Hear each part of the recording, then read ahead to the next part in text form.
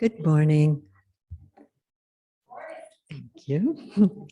Welcome to our Sunday hybrid service. We are in person and on Zoom. My name is Rachel Daniels, and I'm your worship associate. Our gathering music video was a song written by Paul McCartney when he was around 14 years old. It was one of his first songs that he ever wrote. It was recorded by the Beatles and released in 1967 when Paul was about 23 years old.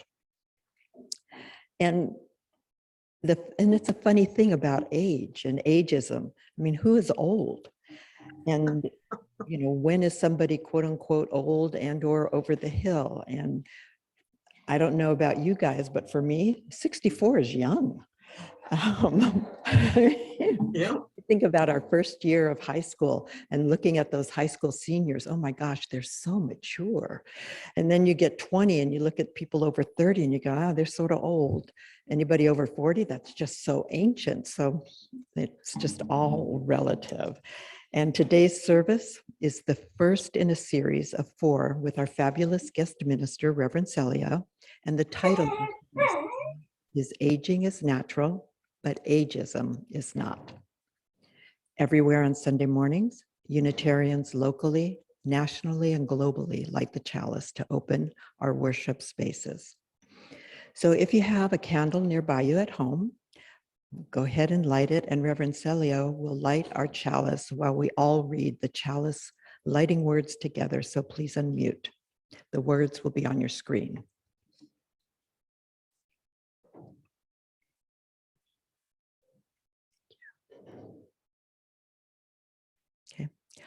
We light this chalice to renew again our fellowship, which is deepened and enriched by our gathering together.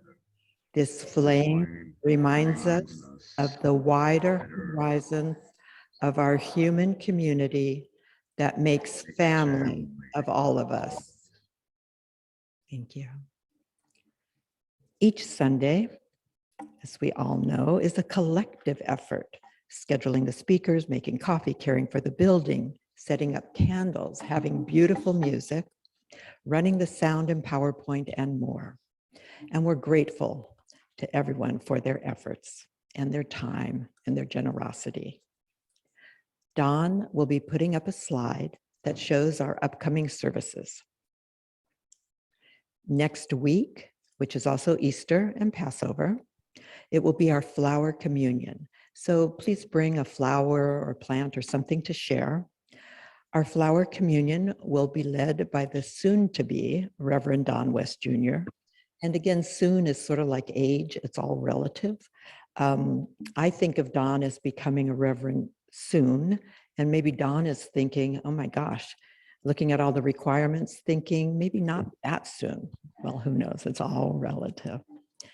And then we will also have a celebration of life for Paul Schmidt, who we all, of course, love and dearly miss.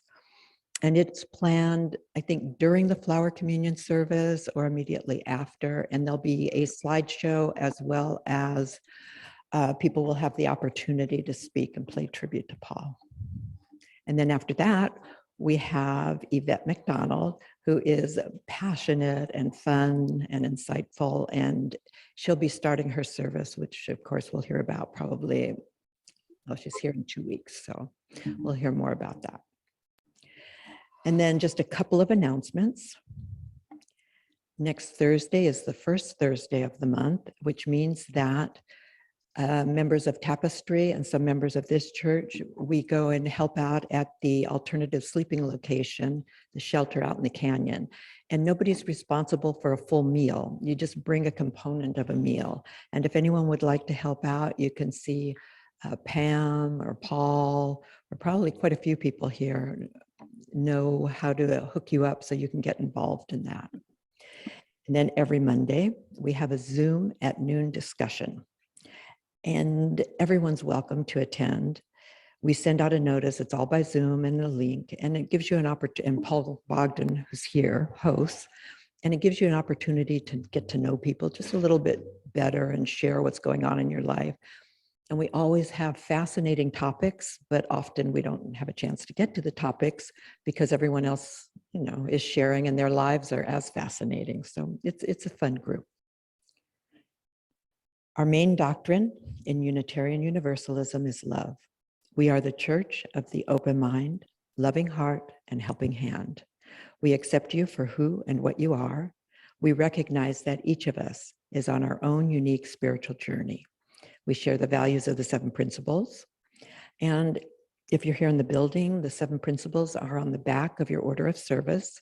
And if you're on Zoom, you can go to our UUFLB website and the 7 principles are there.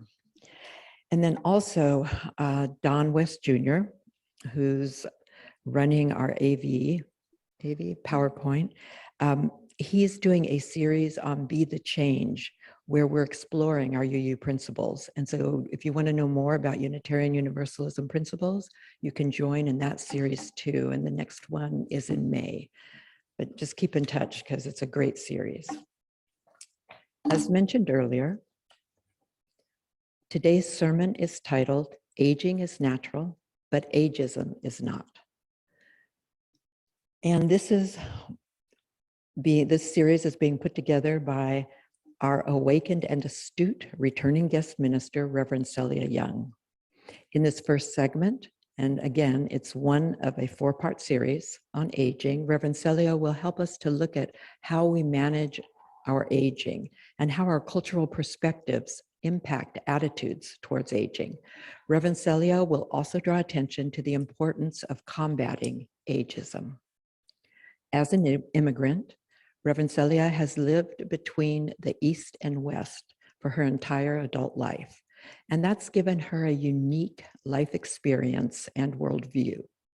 For over 30 years, Reverend Celia has used her life experience in her consulting and coaching work to achieve social justice in Fortune 500 companies worldwide, and Reverend Celia has coached and developed individual leaders and work teams to follow their North Stars, preserve their integrity, and become who they truly are. Looking toward the last quarter of her life, which I know a lot of us are also doing, well, not everyone here, but Reverend Celia has expanded her ministry and spiritual activism from the workplace to the larger society, where she helps heal the traumatized and suffering, mend the broken human spirit, and restore the basic goodness of humanity. Reverend Celia has her BA in Business Administration, an MBA in Marketing, an MA in Counseling Psychology, Master of Divinity, and is an ordained interfaith chaplain. While I was preparing for today's service, I was exchanging emails with Reverend Celia. I was also watching a silly crime detective series on Apple Plus TV. And I was doing this while my husband's in Hawaii. I watch shows that he wouldn't want to watch. I just put them on, and it sort of keeps me company. It's background noise. In this series that I was watching, 2 detectives that at one time had a hot and heavy romance were working together solving a murder. I was drafting emails as I listened to this detective series, and I was using voice to text. After I forwarded Reverend Celia a copy of the service announcement with a note from me, I received an email back from Reverend Celia asking me, Rachel, what does this mean? I had sent Reverend Celia an announcement of the service that started with, do you think we're toxic? The 2 of us? That's dangerous. And I said, I thought, holy smokes, where did that come from? I was really confused. And after some thought, I figured out what had happened. I usually just type slowly, and I'm used to using voice to text on my phone, but I was trying voice to text on the computer. And I was shocked and felt really old, technologically ignorant, and also grateful that I don't listen to porn or any Trump speeches as my background noise. Aside from putting on music, I also need to better review my emails before I send them out. Technology and forgetting names are sort of the more challenging parts for me of getting older. But usually I'm happy to get older. It provides me with more freedom, less worry about raising kids. I don't have a job, I'm retired. It gives me more time to travel. But I also recognize a grieving too. My role in society is changing. I am aging. My body and mind are different. And I'm still processing who I'm becoming, this older me. And of course, I avoid saying old, just older. I'm very excited about today's sermon and the series and exploring what it means to get older and ageism in our society. And before our centering thoughts, there's a really short video clip. It's under a minute that Dawn's going to put up for us.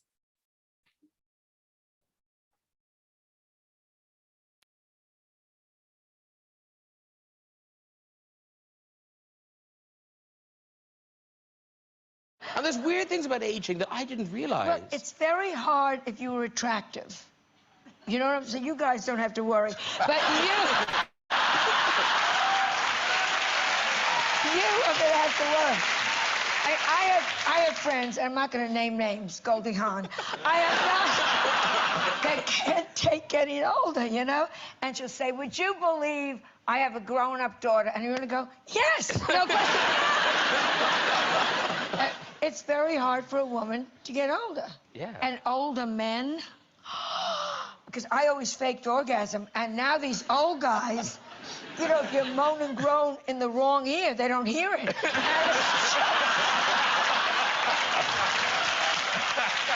such a waste. So it's hard getting older. Melissa, my daughter, are you single?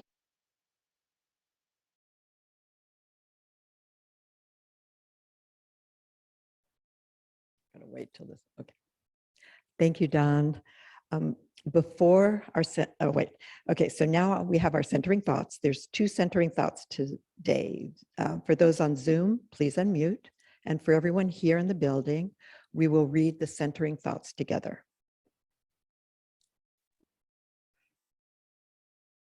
The first one. The best tunes are played on the oldest fiddles. Ralph Waldo Emerson. Number 2. Getting old is like climbing a mountain. You get a little out of breath, but the view is much better. Ingrid Bergman. Now we'll turn to our absolutely wonderful music director, Carol Cole. We Are. It's in our green hymnal, but the words will also be on the screen. And if you guys feel up to it, please stand while we sing We Are, number 1051.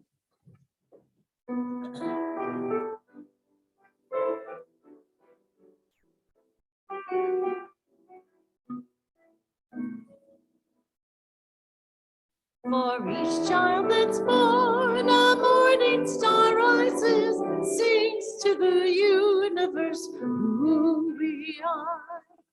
For each child that's born, a morning star rises, sings to the universe who we are.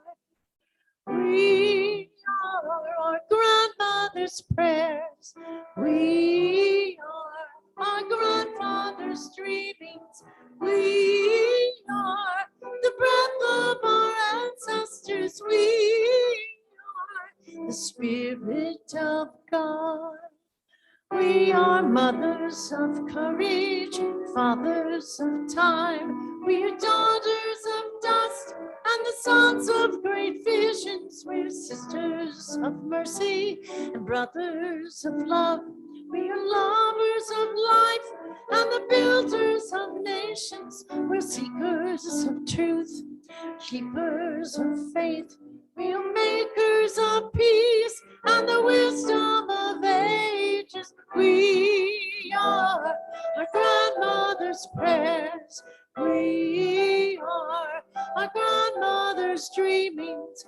We are the breath of our ancestors. We are the Spirit of God. For each child that's born, a morning morning star rises and sings to the universe who we are.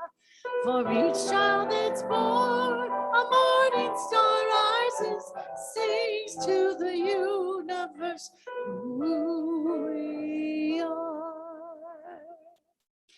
Very good. Thank you, Carol. That was beautiful. Now we have our call to worship. Here we are in our circle again, a circle of vision and reflection, a forum for deciding and empowering. Here we are at the base of another bridge, another space spanning the shores of today and tomorrow, beckoning us to cross the chasm one day at a time. Here we are gathered again at the cusp of the future.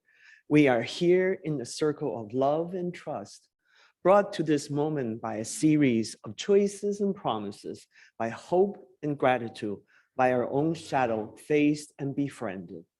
With the servant's heart, with the leaders listening, with the parents' love, trust truer than all our inner trembling, let us model the health we seek for all and lean into communities.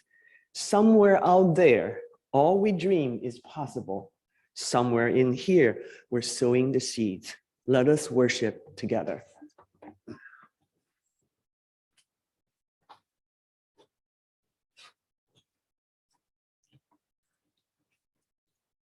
Now, once again, we're going to unmute for those on Zoom. And on the screens, we're going to put up our unison affirmation that reminds ourselves of why we come together. And we'll read this together.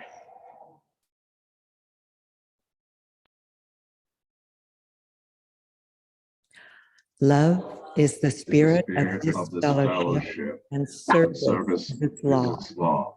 This is our great covenant to dwell together in peace, to seek the truth in love, and to help one another. Now's the time in our service for bringing our joys and sorrows to this community. It's an opportunity to lighten your burden or to share a celebration.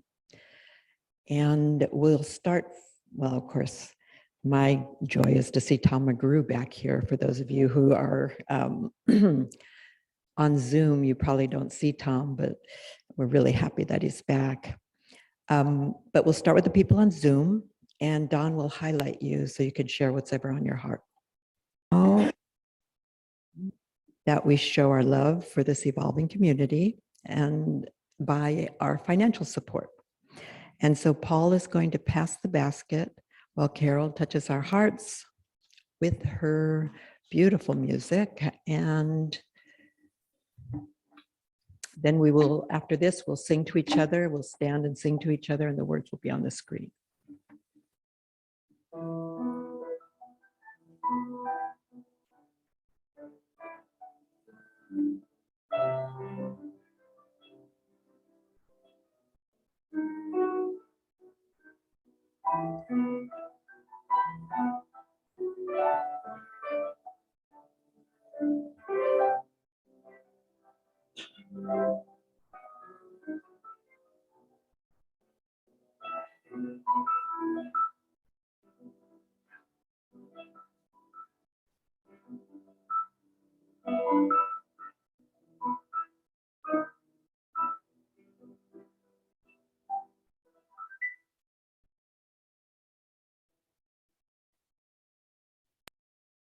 Please join me.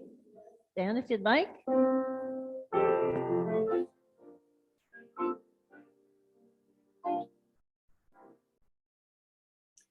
From you I receive, to you I give. Together we share, and from this we live. From you I receive, to you I give. Together we share, and from this we live.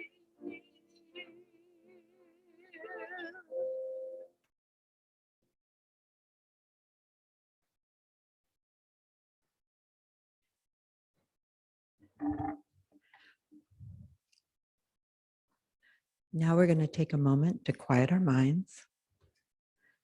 Please place your feet on the ground, hands gently in your lap, and close your eyes for just a second. Breathe. If it helps, breathe in for 5 counts. 2, 3, 4, 5. Pause. Out. 2, 3, 4, 5. We'll do that just a couple times, and Carol will bring us out of this moment of quiet.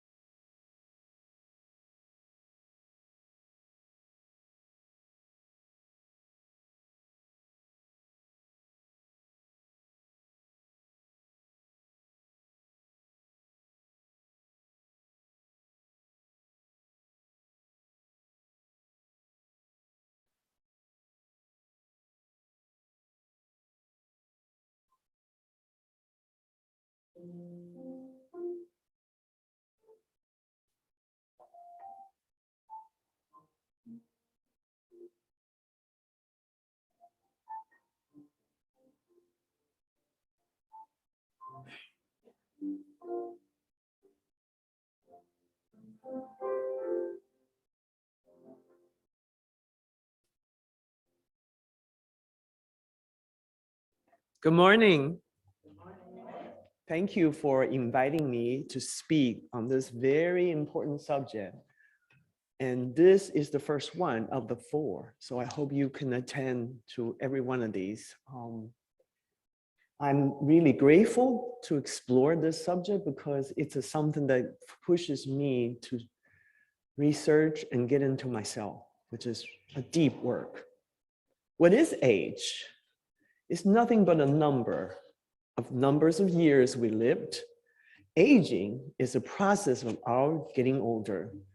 Everybody's going to go there. It's a natural phenomenon.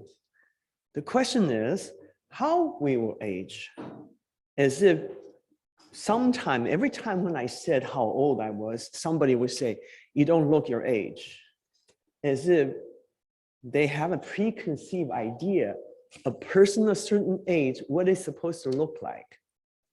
So this morning, we'll dive into how we make meaning of aging and how our attitude and cultural perception impact the aged. Age is a relative concept. When we were children, anyone who's not in the playpen with us look old. When I first came to the US, I was 21, but I looked 16, fresh out of my parents' house. For a long time, I was the youngest in any group that I hung out with. Well, then things changed. I turned 73 last month. Now almost everyone is younger than I am. When I turned 50, the very next day, AARP flyers started showing up in my mailbox. And I remember that I was really upset because I didn't like being seen as a senior citizen so soon. Years ago, visiting my cousin in Shanghai, she held my arm when we walked across the street. I remember yelling at her for stop treating me like an old lady, although I'm sure she was just showing respect because I am 10 years older than she is. I wonder where I have learned to view aging in such a negative light. Of course, different countries have different view on aging. In Asia, in general, a person with a little gray hair gets more respect. Employers would seldom promote someone younger before someone older. But this trend is changing now since the world is so global. Traditionally, Asian countries come from thousands of years of Confucius teaching. Confucianism stresses filial piety, which encourages younger generation to treat their elders with respect, obedience, and care. Western countries tend to be youth-oriented. This thinking came from the Protestant value that it tied in society in the individual's worth to their ability to work and be active member of the society. So when a person ages, their worth is seen as diminishing. Plus, in the US culture, we tend to be more individualistic. People take pride in their independence. Many elders do not want to rely on the younger generation. The first time I read about elderly person who died in their apartment for days before she or he was found, I couldn't believe it. These different cultural points of view have a different impact on the way we view aging and how we treat the aged. For over 30 years, I worked to develop awareness around power dynamics based on social identities and to create equality. One of these identities is age.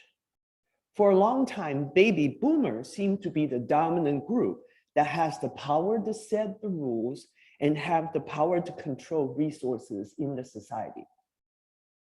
Now, anyone who's outside of that age range is either too young or too old to have any power or a voice. In another word, age bias can be against both younger group or older groups. But today, this morning, I'm going to focus on the older group. Yes, I have joked about getting older. It's fun to joke about ourselves. I use the term having a senior moment many, many times. I made fun of the changes in my old body. I remember thinking, oh, everything going south, right? But for a while, these jokes are lighthearted. But then it dawned on me, this is kind of self-loathing. You know, just like my reaction to getting an AARP magazine or my cousin guiding me across the street.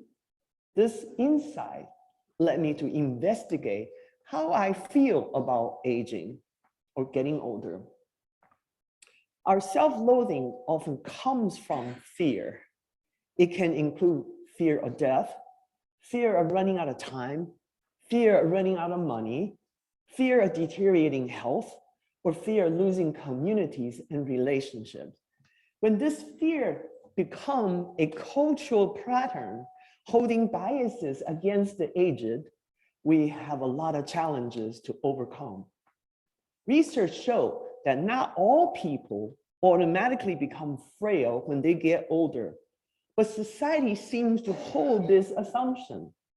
So you will notice people start talking to you slowly and loudly or treat you as a child. Small acts like this make older people invisible. The same fear and bias can manifest in institutional ageism. For example, older people seldom are included in medical research. So their specific health issue and physical response to drug treatment are not taken into consideration. Our view of older people's declining ability to contribute can also lead to workplace discrimination. The perception and stereotypes we carry can include older people cannot learn new things quickly. Older people have less physical capacity to work under stress. Older people have a harder time adapting to change.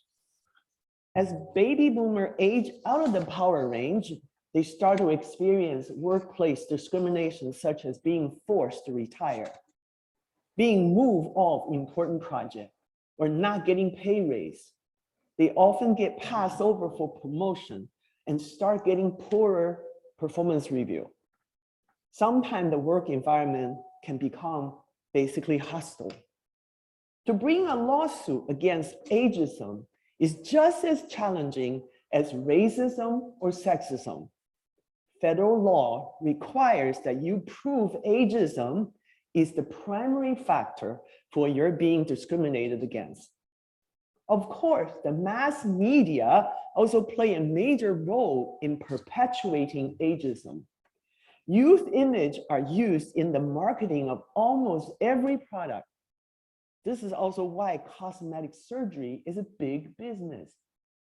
Not to mention the bias against aging women that is even worse. Age bias at extreme leads to elder abuse. Elder abuse is defined as a mistreatment of any adult over 60 years old. These abuse can include physical abuse, emotional abuse, neglect, abandonment, sexual abuse, and financial abuse. Most of the victims of the abuse are women, some are men. Victims are usually older adults that have no family or friends nearby, and people with disability, memory problems, and dementia. And they often depend on others to help them with daily activities. Surveys said 1 of every 6 adults over 60 is being abused. Can you imagine that? National Institute on Aging suggests that we watch out for signs of abuse in an elderly person. For example, they may show signs of depression, confusion, withdrawal, isolation, unexpected bruises, dirty appearance, underfed, dehydration, over or under medicated, bed sores, changes in banking and spending habits. Talking about elder abuse makes my heart break. No one deserves to be treated like this. They say it takes a village to raise a child. We need a whole village to care for our elders. We need to fight for those who cannot fight for themselves, because someday we might be them. To combat age bias and ageism starts from us by looking at our own beliefs. In his book, Why Survive Being Old in America, psychiatrist and geriatrician Dr. Robert Butler wrote, there is a deep and profound prejudice against the elderly, which is found to some degree in all of us. In her book, Aging Unmasked, exploring age bias and how to end it, psychologist and gerontology department chair at Virginia Commonwealth University, Tracy Gendron, posed several questions. Please close your eyes and let these questions sink into you. How do you feel about yourself as an aging person? Are you hyper-focused on appearance? What feelings and emotions surface when you realize that you, along with the rest of us, are aging? How do you feel in your skin compared to 5, 10, 15, or even 20 years ago? Hopefully our answers can enlighten and energize us to move from self-loathing to self-acceptance. Sociologists say that our health doesn't automatically deteriorate if we have a healthy attitude and healthy environment. To develop a healthy aging process, we need to adjust our attitude toward aging, be informed, and build a support system. We need to work on total acceptance of ourselves at whatever age we are. When I turned 50, I gave parties from coast to coast. It took me a whole year to celebrate. I declared that I have no more apology to give it. I have a license to speak my truth as a woman. When I turned 60, a voice in me urged me to give back. This was a rather intuitive and spiritual decision. I realized that I have arrived at a certain point in my life where I have lessons to teach the younger. When I turn 70, I'm aware that time is short, and precious. And I need to be fully present every waking moment so that I could fulfill my life's purpose. As this sense of self-acceptance increases in me, I can gradually reverse my attitude toward aging. To combat ageism, we need to build a more supported environment. For example, we could build intergenerational relationship and community. This is one of the ways to bust the myth and create a better understanding between the young and the old. As I was preparing this sermon, a news item came on my screen. A group of youngsters who went into a senior citizen home and teach the grandparents how to use technology. At the end, they became friends. It's not very difficult, you know, and it's how do you bridge the gap, right? So that there is no more misconceptions. When we care about someone, we will learn to value their worth regardless of their age. A supportive and loving environment is the village we all need. It is projected that the proportion of the world's population over 60 years old will nearly double from 12% in 2015 to 22% in 2050. By 2030, 1 of every 6 people in the world will be 60 or over. We need to shift our attitude quickly. This development can impact healthcare, the social systems, and the world's entire economic systems. In closing, I'd like to read you a poem called "When I'm an Old Woman, I Shall Wear Purple" by Jenny Joseph. I think some of you might have read this poem. She wrote this when she was still a young woman. When I'm an old woman, I shall wear purple with a red hat that doesn't go and it doesn't suit me. I shall spend my pension on brandy and summer gloves and satin sandals and say with no money for butter. I shall sit down on the pavement when I'm tired and gobble up samples in the shops and press alarm bells and run my stick along the public railings and make up for the sobriety of my youth. I shall go out in my slippers in the rain and pick flowers in other people's gardens and learn to spit. You can wear terrible shirts and grow fat and eat 3 pounds of sausage at a go, or only bread and pickle for a week, and hoard pens and pencils and beer mats and things in the boxes. But now we must have clothes that keep us dry and pay our rent and not swear in the street and set a good example for children. We must have friends to dinner and read papers. But maybe I ought to practice a little bit so people who know me are not too shocked or surprised when suddenly I'm old and start wearing purple. This poem shows us that it is our birthright to be truly who we are, and aging allows us to reclaim this freedom by breaking out social constraints. We're finally free to be ourselves, to live our lives the way we want. If more of us adopt this attitude, perhaps we can change our ageist culture. Thank you.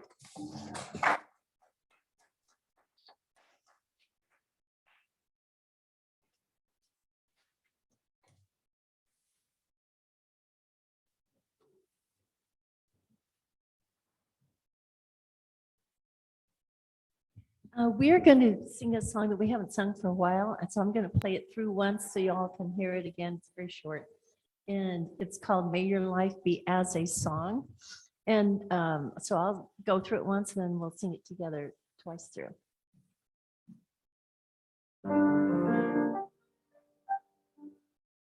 May your life be as a song resounding at the dawn. Sing awake at night and softly serenade the stars, ever dancing circles in the night.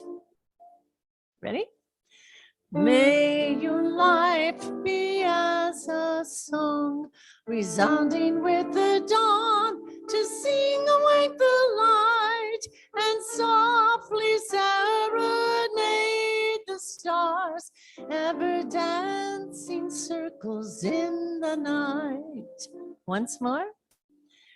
May your life be as a song, resounding with the dawn, to sing awake the light and softly serenade the stars, ever dancing circles in the night.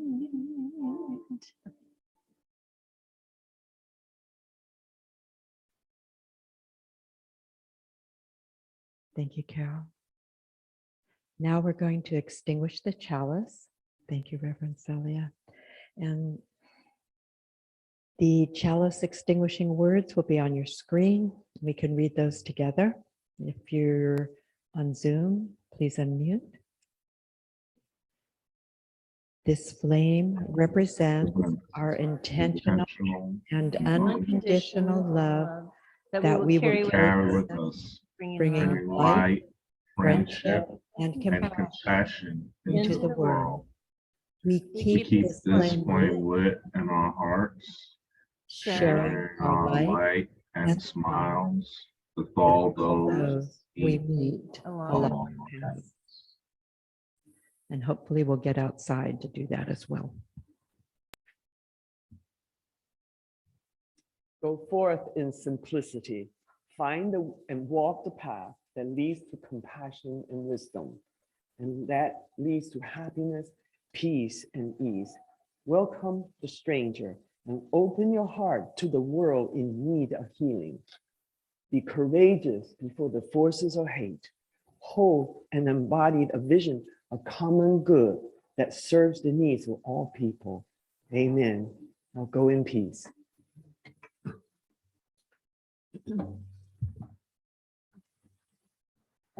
Wow.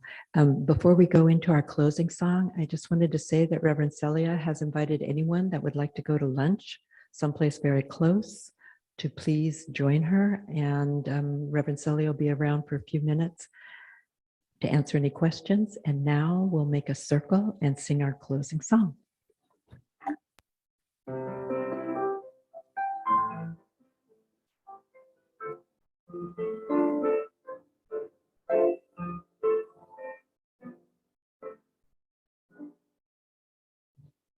Let there be peace on earth, let it begin with me. Let there be peace on earth, the peace that was meant to be.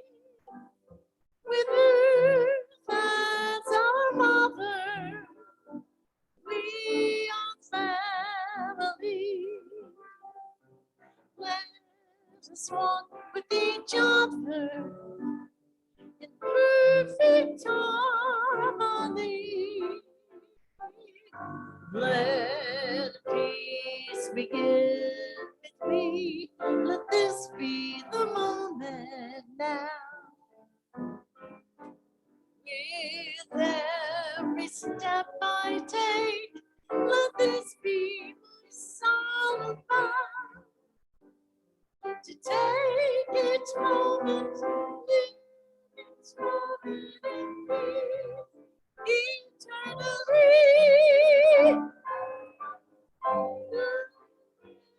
Be peace on earth, and let it begin with me.